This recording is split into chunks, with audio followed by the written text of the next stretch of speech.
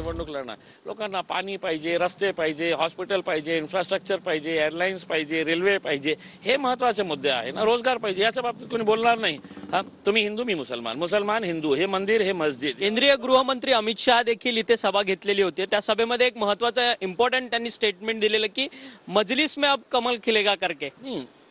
उन्होंने ऐसा नहीं बोले थे. उन्होंने ये कहा था कि मजलिस को यहाँ से उखाड़ कर फेंकना है, यहाँ से कमल खिलाना है और कमल को दिल्ली भेजना है. बाहेर गेल्यानंतर त्यांना कळलं की बाबा हे शहरामध्ये हे जे माणूस आहे, जे आपला sitting member of parliament Imtiaz Jaleel, ते चांगलं काम करत आहे. कशाला ते कमल खिलायचं आणि कमलाला हे तर कोणी कॅन्डिडेटच भेटत नाही होता. म्हणून त्यांनी ती आपली जी आफत होती ना, ते आफत त्यांनी भारतीय शिवसेना एकनाथ शिंदे यांना दिली की बाबा तू निवडणूक लढ, आम्ही नाही लढणार आहे. परंतु संदीपान भुमरे यांच्यावरती देखील गंभीर आरोप होतात की त्यांचे दारूचे दुकान आहेत. त्यांच्या संदर्भात प्रचार देखील तेवढ्याच जोरदार पद्धतीने अंबादास दानवे त्यांच्या ॲफिडेव्हिट